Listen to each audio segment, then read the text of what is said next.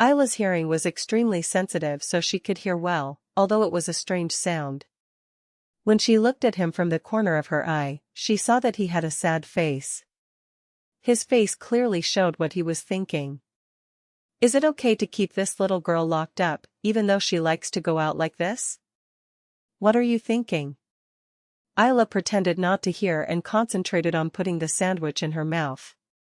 There was no way Cloud would betray Byron and help her, no matter how guilty he felt towards her. Sympathy that could not be translated into action was discouraged. Why did time pass so slowly? When I was young, I hated being locked in a room alone. It was a lonely and scary time for her.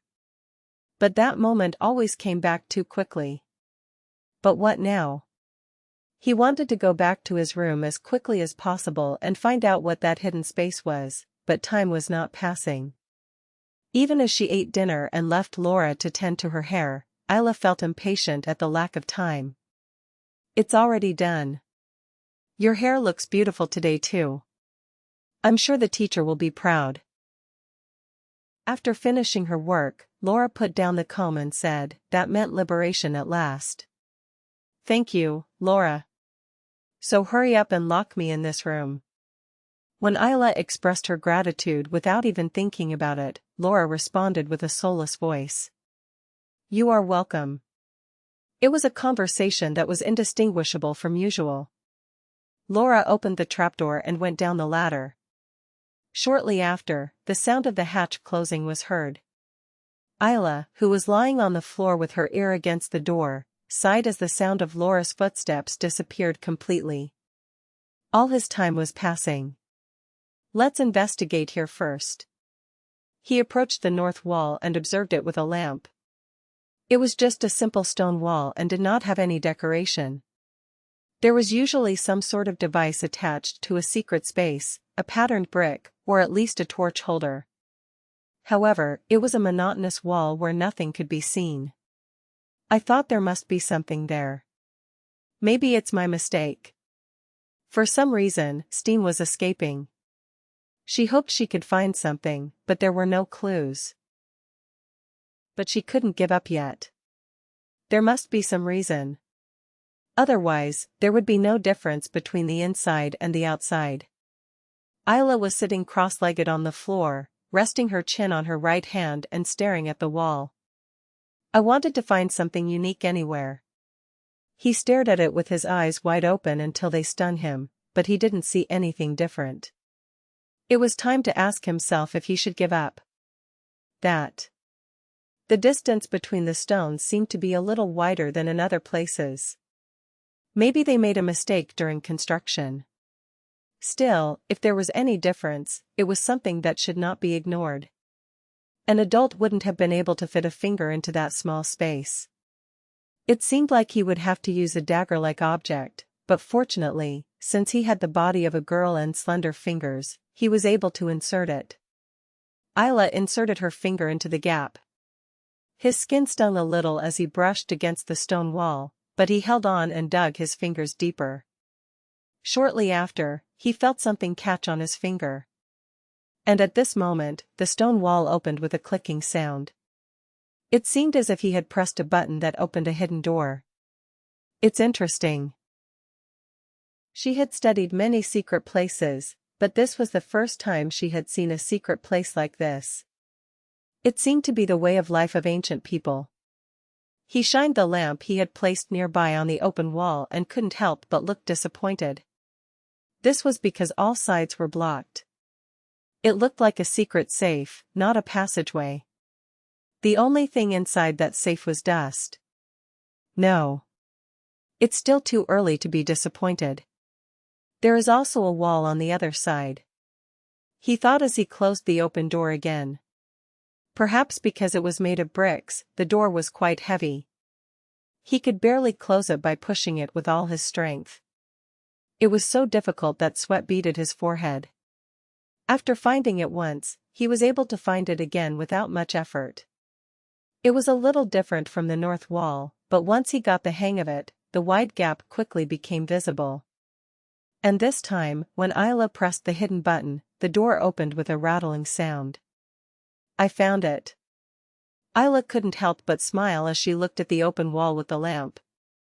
Hidden within the wall was a deep passage whose extent was unknown. There was no need to hesitate. All he had to do now was find out where that passage led. Ayla stepped on a protruding brick and began to descend, step by step. It seemed to be structured in such a way that one could climb up and down by holding on to the protruding part and stepping on it, like climbing a rock. No matter how carefully he walked, the sound of his footsteps could be heard because the space was narrow and long. The sound that echoed in the narrow space was extremely eerie. It must have been countless years since a living person entered this passage. After standing like this for some time, he finally managed to put his feet on the ground and found a small hole through which light was filtering. Where am I? Ayla looked into the illuminated space. The space was so narrow that he could barely see anything, but he was lucky enough to be able to check the situation from outside. Is it the first floor lobby? It was a family space. The light he saw seemed to come from a torch held by a patrolling guard. As the guard moved away, the light filtering through the gap also disappeared. How did I get out of here anyway? Ayla looked around. Since she did the same thing in her room, she thought there must be an exit button. Ah. Here it is. Without looking too far, there was a button hidden in the hole he was looking through. It seemed to have a structure that could be pressed from both sides. As long as he could leave the room, from now on, the night would be his world. Because she was better than anyone at avoiding people and searching for information carefully. Ayla smiled sinisterly and pressed the button. Its stone walls silently made way for him. Once he got out, he had something to do. The first thing I had to do was take comfortable clothes so I could move around. As expected, the workout clothes were more comfortable than the pajamas for moving around unnoticed every night. After stealing a dark-colored training uniform from the room where Laura and Capella had stored Ayla's clothes, he returned to the hallway and led the way. But she didn't plan to come back to my room like this. The most urgent thing for her was to sneak into Byron's room. Even if he couldn't enter right away, he had to see if there was a way to sneak into Byron's room. After changing his clothes in the narrow passage, he looked outside and walked out again. Fortunately, once the security guard passed, he did not return soon. I was looking elsewhere. Concentrating hard to see if he could hear any footsteps, he quietly left the building. She could see torches flickering in the distance as if there were guards moving outside, but for her, trying to escape from them was easier than breathing. He walked out silently like a cat and looked up at the second floor, where Byron's room was. The light coming through the window showed that he was not sleeping yet. After all, it was too early for Byron, who was a night owl, to go to sleep.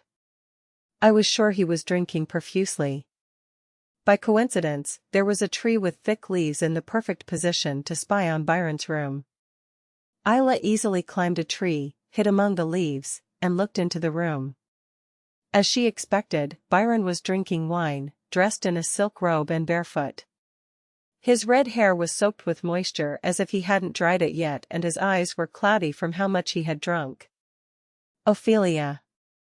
Byron murmured as he looked out the window with a glass of wine in his hand. My Ophelia, why? You didn't choose me.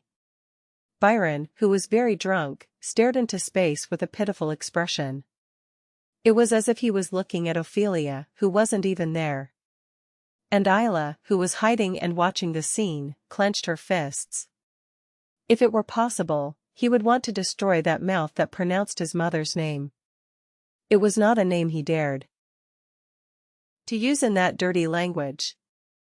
Roderick was said to have stolen Ophelia, and it seems that Ophelia's choice all along was Roderick, not Byron.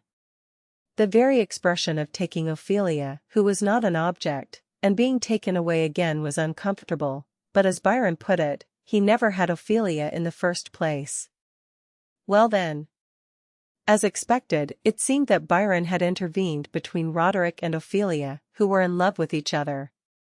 I don't mind. It doesn't matter who you love, I love you. Because I love you. Byron set his glass on the windowsill and took something from the pocket of his robe. A violet gem shining in the moonlight caught his attention. It was his dagger. And Byron kissed the cold metal as if the dagger were his precious Ophelia. You are the only woman who can be by my side. Beautiful Ophelia.